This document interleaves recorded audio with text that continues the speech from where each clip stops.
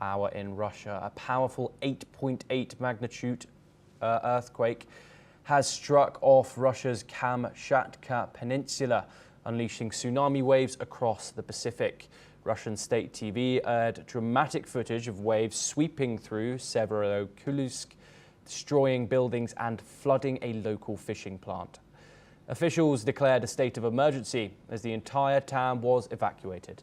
Japan and Hawaii have also felt the impact. Officials confirm 1.3-meter waves have struck both nations' coastlines, triggering alerts and evacuations with sirens blaring across Hawaii.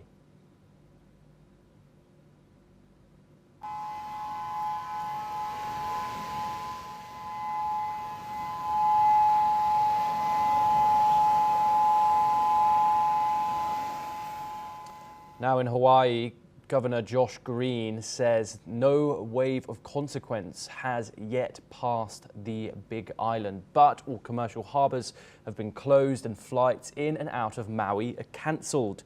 A 3-foot tsunami was recorded in Hanalei, with warnings of waves up to 6 feet potentially hitting Kauai. Here's his official announcement. This is a very serious event. We have Black Hawks activated. We have high water vehicles ready to go. So we will be able to rescue people, but please do not put yourself in harm's way. Make sure you actually evacuate right now. It will not just hit some parts of the island, it should probably spread around the islands. And so you can expect waves everywhere, provided that that tsunami does hit as we expect. This is about 3 feet, okay? But a wave of water, that means it can move cars, it will throw fences around. If it hits, it can dislodge trees. That's why you just can't be out there. The impact is at great speed. Any structure that gets loose and strikes an individual could take them out. And people can drown quite easily with the force of that kind of wave. It's a different beast altogether. And of course, if it gets much larger, they do anticipate it could be larger. That's why they get multiple measurements. It's even more dangerous, even more forceful. Houses will be damaged. There will be debris all over the place if we do get a full tsunami. This is not, we pray, going to be anywhere near like that tragic tsunami in 1960. And we'll give updated measurements as soon as we hear specifically what the French frigate. The Pacific Tsunami Warning Center says waves are now impacting Hawaii's shores and urges immediate precautions to protect life and property. Meanwhile, evacuations are also underway in Ecuador's Galapagos Islands. Peru, Ecuador and Mexico have also issued the same warnings. The Pacific region remains on high alert. We're now joined by our guest, who's Alexei Zakharov. He's a fellow at the Observer Research Foundation.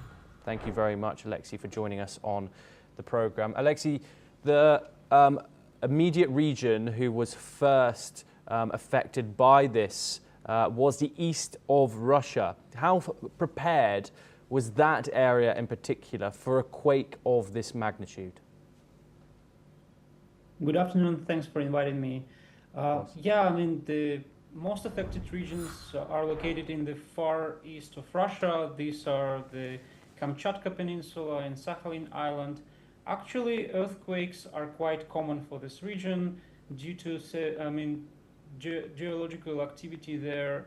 These regions are prone to earthquakes, so the earthquakes of smaller magnitudes occur quite often in the region, and I think that largely they were prepared for something like that.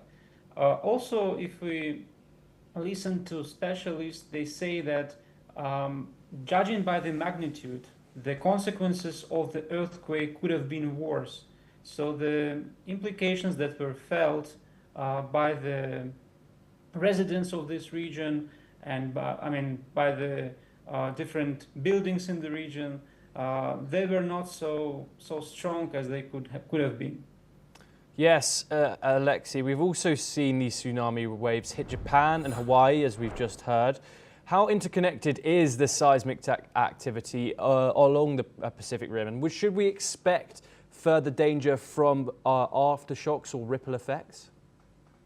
From what I heard, the earthquake provoked a series of tsunamis across the region, and actually aftershocks may be still there during weeks ahead. It may take place even for several months.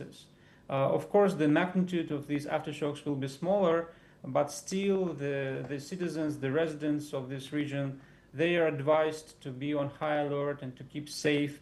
So some people who have evacuated from their houses, they are kind of now scared to go back, and they say that they will prefer to stay in some camps, at least for some days.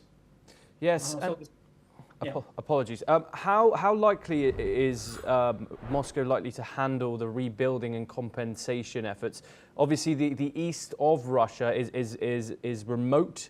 We have areas like the Severo-Kurilsk. Do you think this could strain federal resources or not so much? I think it will be the responsibility of regional authorities. The governors of the regions already promised all the assistance to the people. They promised that they would assist in making some reconstruction works, in providing the necessary material where they stayed. So luckily they had enough time for action. Also, some tourists found themselves on the boats during the tsunami, but as you rightly mentioned, it was not so hard, so their vessels were not affected. They could just shoot the videos and share the kind of magnitude of the disaster. It was hitting, I mean, the waves were hitting some mountains, then the coastline, but luckily the people survived. Yes, Alexei Zakharov, thank you very much for joining us on the program. Pleasure to get your insight.